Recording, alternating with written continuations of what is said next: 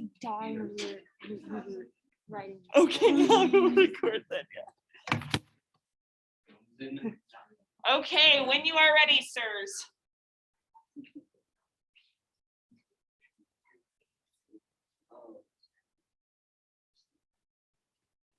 Bianca, we shall teach thee. Hortensio, go to. Bianca, it's me, Lucinda. I love you. Come, run away with me. Done tuning. Well, Oh, wait. keep tuning. I don't know who you are. Why should I trust you? When I teach her now, I'm teaching her now. These two were definitely what? Yes, these two were definitely next scene.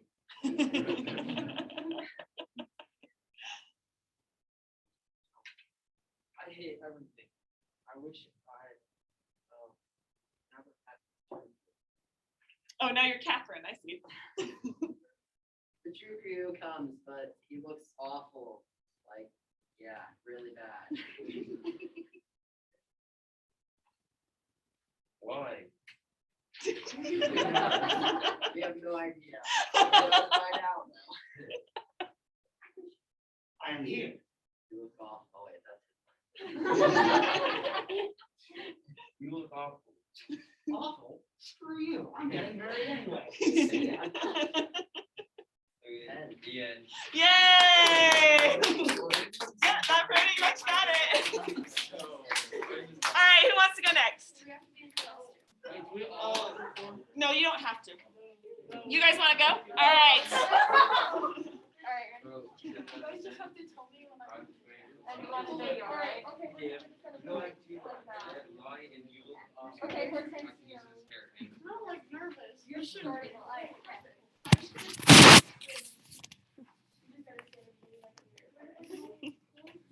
Bianca, read the story I wrote for you. You call this a song? This is awful. Go listen to it. He's crazy. Go listen to it.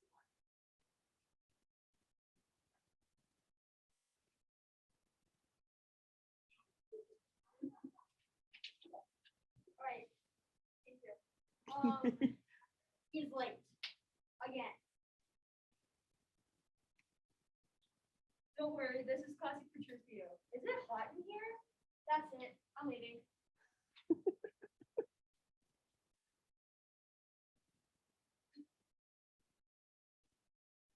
Let's get married.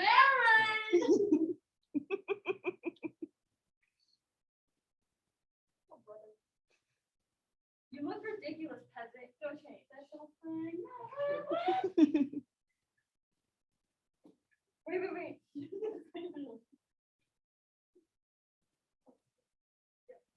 Please, wait back. I'll get changed. I need. Good luck. I'm dealing with these with this playing blue.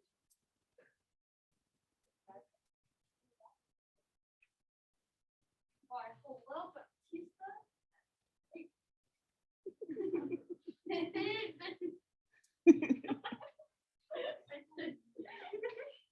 Ooh, baby squirrel. I'm back. The arms.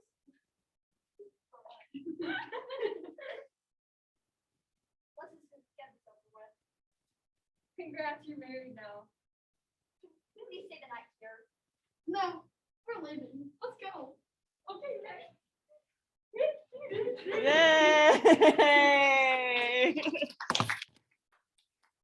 Okay, we want one more. You guys want to go? All right, go ahead. Let's go.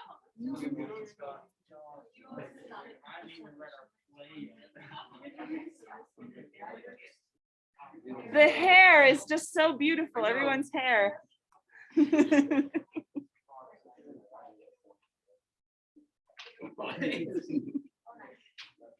can't hear you. So. I'm Sentio. Love you. No thanks. I don't trust you. I Hortensio. Love you. No thanks. I don't like you. At the wedding.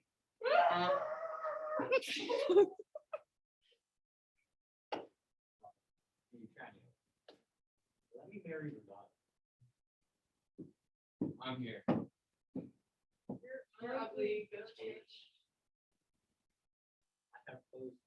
It's what inside that matters. Let's go get this show on the road. I'm also cut. Hey, you covered your right. I do. You covered your husband. Perfect, you're married. I gotta bounce. No, you can't. I wanna stay. No, we're leaving. And scene, wonderful.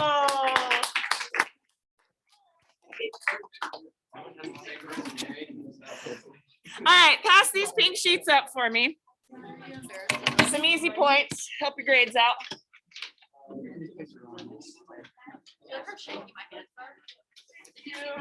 You were a great. It was supposed to be. like you Hey, baby. I heard it. No, everybody's. You're like, hey, baby squirrel. That one made me uncomfortable. I immediately dumped whoever told me to be baby squirrel.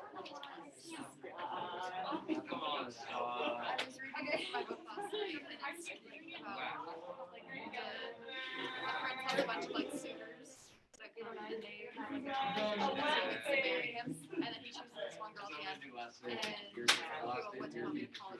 And he's like, Okay, so, it seems like everybody got the plot, which is great. There are a few things to point out critically in this little section. So everybody open up to Act 3, and let's look at a couple lines that you guys actually knew to point to in your little 15-line plays. So go to Act 3, it's page 123 I want to look at.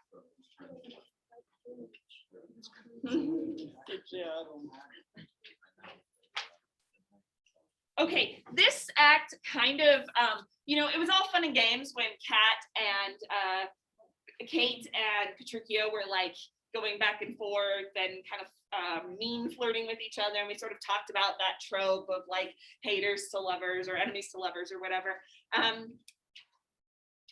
But in this scene, it starts to get a little bit more troubling. There are some things that Petruchio says that you are like, I don't know that I can't read this as being very, very sexist, Like Petruchio and Baptista in scene 2, they make a deal with each other to basically buy the daughters, and everybody seems totally fine with that. And then we have in this scene that Petruchio comes in awful clothes, like he is just like dressed basically like a bum, and he's like, yep, and I'm ready to get married. And everybody kind of got that right over here.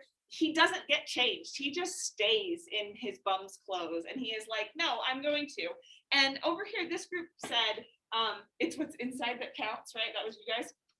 And that's kind of what this line is. At the bottom of 123, Baptista says, but thus I trust you will not marry her. And Petruchio says, good sooth, even thus. Therefore, have done with words. To me, she's married, not unto my clothes. Could I repair what she will wear in me as what she will wear in me as I can change these poor accoutrements? 'Twere well for Kate and better for myself. So what's he saying right there in that line? He is saying like it's on the inside what that counts. But what is this? To me, she's married, not unto my clothes. Could I repair what she will wear in me as I can change these poor accoutrements? 'Twere well for Kate and better for myself. What does that mean, Zach? Just kind of saying like, she's married to me, not my clothes. And I mean, you say I can just like change my clothes to be better. Well, I can't change her opinion on me to be better. So why should I change my clothes to be better? Yeah, exactly. Exactly. So he's kind of like, he's sort of saying like, I wish that I could make her love me more than she obviously does right now, right? But I'm not able to do that. So I'm going to then just kind of go the other way, which is to just make her do what I want her to do no matter what.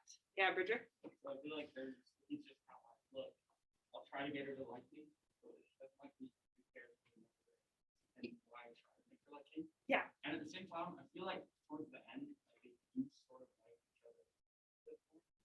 And like, I feel like the relationship is kind of like that one friend you had, where all you do is make fun of each other. Yeah. You know? Yeah, where they like are just like bickering back and forth, but it like comes from this place of like, at least they really know each other very well. Yeah, and "'twere well for Kate and better for myself" is kind of saying like, it would be better for our marriage if she likes me, but she doesn't. That doesn't mean I'm not gonna marry her anyway, which is messed up a little bit. Ash? So in this part, Catherine, or like, but like it's more of a love-hate relationship. Like, she's really mad at him, but she's also really sad that he didn't show up on time.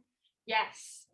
Yeah, she runs away crying. Like one group said, "Why me?" You know, I think it was this group over here, right? Like, why did this have to happen to me? And so it was like she has this sort of tension in her. She's worried that she's going to be an old maid at her sister's wedding, and she doesn't like that, but she also doesn't want anyone to control her. So, and she's not really able to resolve that. There's something here. So he gets married in these bum's clothes, right?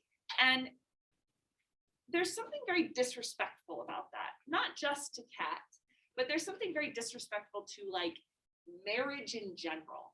Like one of the reasons I think we all dress up for a wedding is because we recognize that it's a very serious occasion, that it's an occasion that you were supposed to respect and see as very important. And yet here's Petruchio just like not wearing fancy clothes at all, showing up to get this very serious like function. And the rest of them think that is so wrong. Yeah, Haley. Because normally people only get married once and it's only like a 1-day thing. So it's supposed to be viewed as like one of the most serious moments in our life. Yeah, exactly. Yeah. And but Petruchio is not seeing it that way at all. You know, he's not even seeing it as serious as the business transaction. He is like dressed down for the occasion. He wore like sweats to his wedding, basically. Yeah.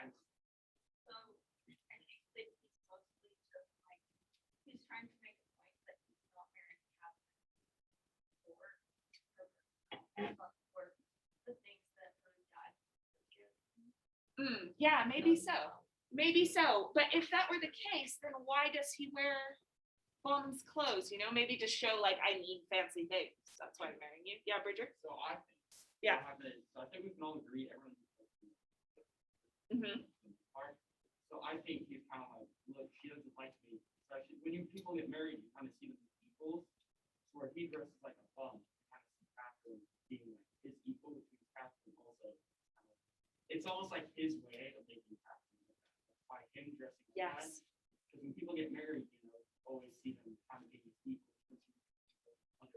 So with him dressing down and being like that, it makes you also see Catherine. Yeah, absolutely. So that she gets lowered even in the eyes. Like even her wealth has been like lowered to be that of a bum. Yeah. Zach? It's also disrespecting Catherine in the dark, kind of like, well, it's Catherine's wedding. You don't need to dress up for Catherine's wedding. Yeah, exactly. So go to the top of 129 and we kind of see that.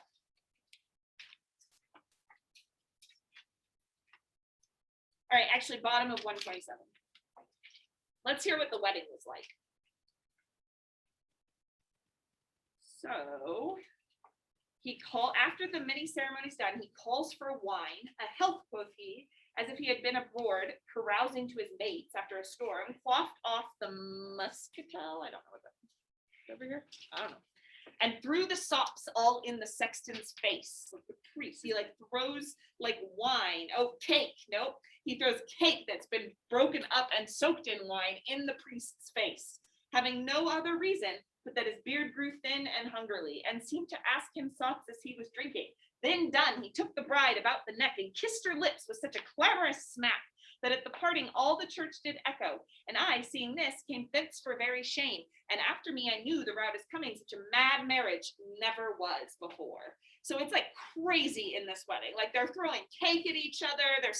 He's like smacking her on the lips. He is making like a mockery of matrimony. Yeah, Ash? So on 127, they're kind of like, because the way he's acting, they're comparing him and Catherine to Petruchio. Yes. And like, they're saying like, since he's a devil, she's the devil's baby. Yeah, exactly. But they've already called her a devil before too. So there's also this kind of weird equality going on where he seems to be like meeting her on her level too. And it makes fun of her at the same time as it like weirdly respects who she actually is. And what I mean by that is if you look a little bit forward on that page on 129, Baptista says, is it possible you will away tonight? Like, are you really going to leave tonight? And he says, I must away today before night come. Make it no wonder, if you knew my business, you would entreat me rather go than stay. And honest company, I thank you all that have beheld me give away myself to this most patient, sweet, and virtuous wife. Dine with me, dine with my father, drink a health to me, for I must hence, and farewell to you all. So he is like, I just want to go and be alone with my wife now. And everybody's like, no, stay, please stay, including Catherine. And then go to page 132 at the bottom, or 131 at the bottom. This is how Petruchio responds. They shall go forward, Kate, at thy command. Obey the bride that you that attend on her. Go to the feast, revel and domineer, carouse full measure to her maidenhead. Be mad and merry, or go hang yourselves. But for my bonny Kate, she must with me. Nay, look not big, nor stamp, nor stare, nor fret. I will be master of what is mine own. She is my goods, my chattels. She is my house, my household stuff, my field, my barn, my horse, my ox, my ass, my anything. And here she stands. Touch her, whoever dare. I'll bring mine action on the proudest. He that stops my way in Padua. Grumio, draw forth thy weapon. We are beset with thieves. Rescue thy mistress if thou be a man. Fear not, sweet wench. They shall not touch thee, Kate. I'll buckler thee against a million. So he's like pretending like this is him being like chivalrous. But then he says, like, the reason I'm defending her is because she is my property. I own her now. I own her. She says, she is my goods, my chattels. Chattels means like stuff that I own. She is my house, my household stuff, my field, my barn, my horse, my ox, my ass, my anything. Okay, that's super sexist if we read that straightforwardly, right? Can we agree? Like him just being like, she's mine now and I get to do whatever I want with her, so back off, I will defend my stuff. But how can we possibly, like, if it were this straightforwardly sexist, I wouldn't want to teach this play in school. I'd be like, oh, this is a bad example. I don't even want to get into it, right? But there are some people who still perform this play in modern days, and we still root for Petruchio and Catherine. So how could we possibly read that as potentially satirical? We talked about satire. How could we see that as like not being totally straightforward and actually being critical?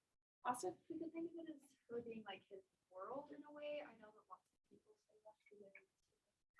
Good. My everything, like I want to put all of my effort into you. Think of it that way. Yeah, good. So there could be a way that it's like kind of romantic that he values her so highly. I mean, in very old-fashioned terms, but yeah. Okay, good. Lydia? Going back to earlier when he like first was introduced to Catherine and everyone was like, you'll never win her over, and it kind of became like a challenge. I guess you could see this as kind of like him being like, look, I won, I did it, like I tamed the shrew, like I got Catherine, we're married now, look at how great I am for you. Yeah, good. So we could be like criticizing Petruchio in this moment, right? He goes over the top, exaggerated about how much he sees her as a prize that he won. So in this moment, part of the satire could be we see Petruchio and we see him as a villain, not as a romantic hero, you know? Is there a way to still maintain that he could be potentially a romantic hero? Richard? So like, I feel like when you're just glancing at it, you see things like, you're like, oh, you know, like, I mean, at least in old fashioned, you know, that's like kind of a barn so much. Yeah. Food stuff. He's like when you really look at it, you realize, you know, you just kind of show the answer, but like when you just kind of briefly glance at it, like you're watching the play, you know, say that, and you're like, oh, he values her like so high. He values her like hard. Good. Good. So it's not just like you are my world, but also then you are what I depend on. Like all of these things are things that he like depends on for his livelihood. Okay, Ash? I think the way he's wording it, he's trying to like make some certain people think that like he loves her, and Yeah. others like including himself that like she's Yeah, good. Good. Think about how the wedding went down too.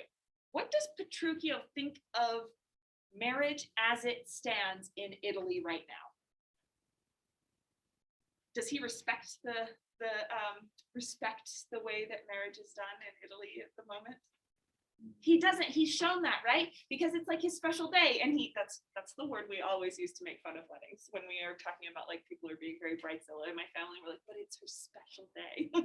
It's supposed to be Petruchio's special day, you know. And here he shows up to sweats, you know, in sweats to his wedding. That shows him that he does not think much of marriage the way that it is performed in Italy. And so some people have read this and said this has to be satirical then, that he is sort of making fun, again, the same way he did when he threw cake in the priest's face. He's kind of making fun of all that marriage entails. So he might be saying here, like, look, you're the one who set up marriage to be this way, and now here you're telling me that I have to stay. No, I'm going to leave this whole situation, and I can because of the way you said marriage is supposed to be, which means that I own my wife. Does that make sense? That's how some people have read this part, like that it is so over the top in its sexism that Petruchio couldn't possibly be this sexist. I don't know. We're gonna have to like figure that out for ourselves in the next act, because it gets that gets challenged quite a bit. Yeah, Haley. I feel like it does sound really sexist, but if you look a couple lines down, it says, "Rescue thy mistress if thou be a man, fear not, sweet wench, they shall not touch thee, Kate." Mhm. It sounds like he's being very protective of her, and he's not just taking advantage of the wealth that her family has. So he, in a way, sort of does still love her, Yeah. but it's like still very sexist.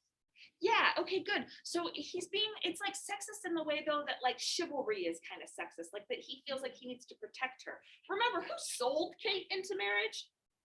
Her dad. Yeah, it was her dad who set this whole thing up. And so here are all these men now trying to like keep controlling her life the way that they have. And Petruchio says, no, you don't get to do that anymore to my Kate, you know? So there's some good ways to look at it. We are going to read just the first little bit because I did not realize that class flew today for me. I don't know if it flew for you guys. Did it fly? Okay, cool. Sometimes you're like, no, we have been so bored this whole time. Okay, cool. So then let's just read the first part of this and then you'll continue with Act 4 at home. So we need a Grumio. Oh. You want to be Grumio? Okay. Sorry, I didn't spell that great. We need a Curtis, which is like he's basically like the butler of Petruchio's house. And then that's probably where we will get to, but just in case we need a Nathaniel. Hey, shouldn't Nat play Nathaniel? Sure. All right.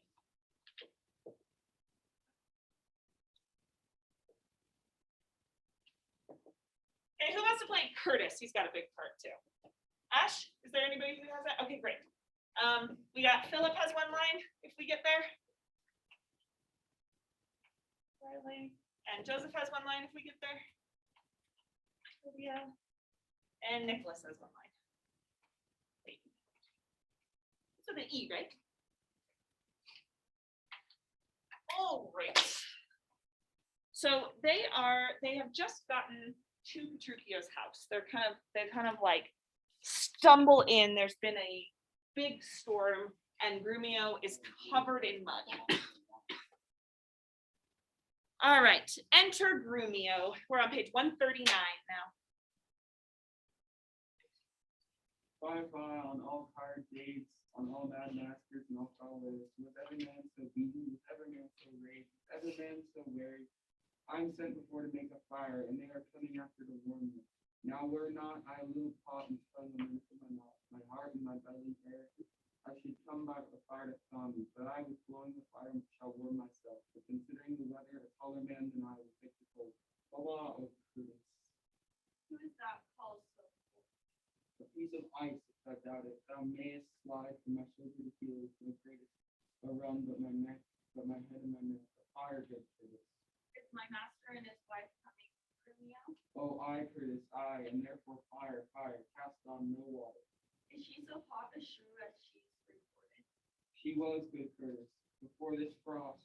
But thou knowest, winter came man, woman, and beast, for it hath came my old masters, and my new mistress, and myself fellow. Away, you 3-inch fool, I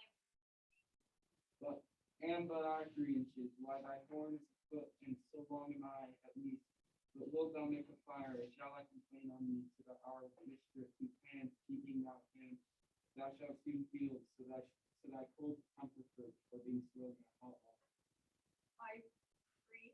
Prithee.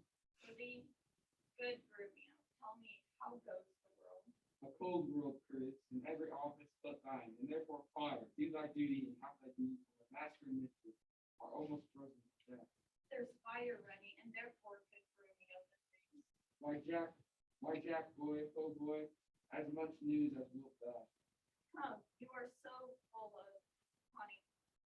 Why therefore fire, for I have caught extreme cold, where's the cook, is supper ready, the house springs rushes stew, cobwebs sweat, disturbing men in the new, first skin, white stockings in every office, and this and every officer with the wedding garment on.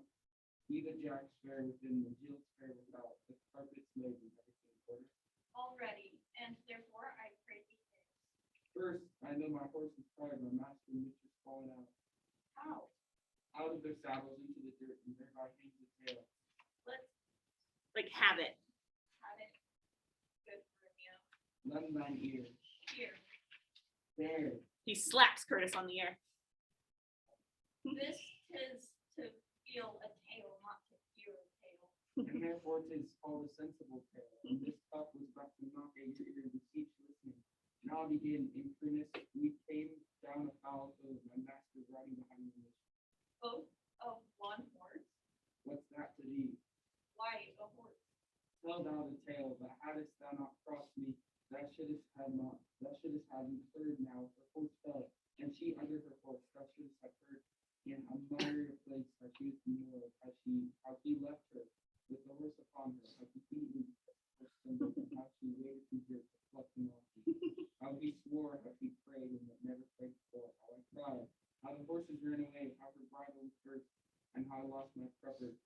With many things of the worthy memory, which now shall die in oblivion, and thou return unexperienced to thy grave. By this reckoning, he is more shrewd than she. I, and that thou, and the proudest of you all shall find when he comes home. But what talk I of this? Call forth Nathaniel, Joseph, Nicholas, Philip, Walter, Sugarstop, and the rest. Let their heads be swiftly combed, and their blue coats brushed, and their garters of an indifferent knit. Let them curse thee with their left legs, and not presume to set the hair of their master's first tail, till they kiss their hands. Are they ready? They are. Call them forth. Do you hear, Poe? You must meet my master too. Why, she hath the face of her own. Who knows not that? Thou it seems that calls for company to countenance her. I call them forth to credit her. Why, she comes to borrow nothing. Enter 4 or 5 serving men. Open home, Rubio. How now, Rubio? What, Rubio? Hello, Rubio. How now, old lad?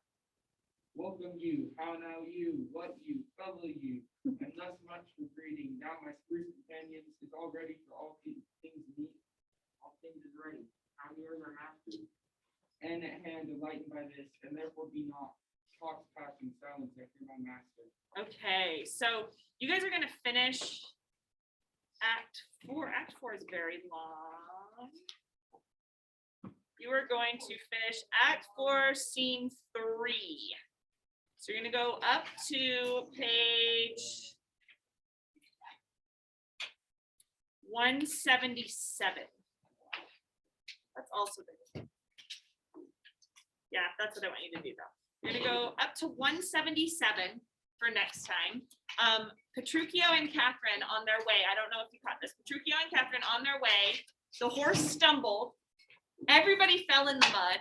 Petruchio was beating Grumio. Catherine was beating Petruchio so that he'd stop beating Grumio. And they're going to come in just covered in mud, freezing cold. And here with all of these dudes as serving men, they're basically coming into this like bachelor pad that has never had a woman in it.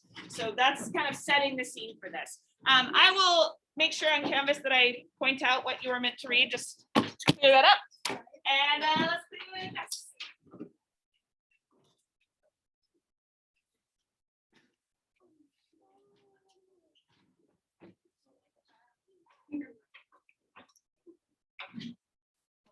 That was a pretty good point.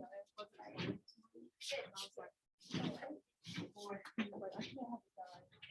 my boss.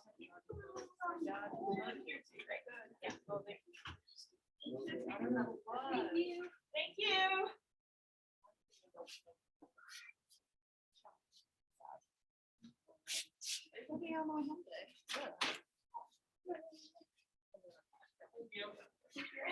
Don't like this well.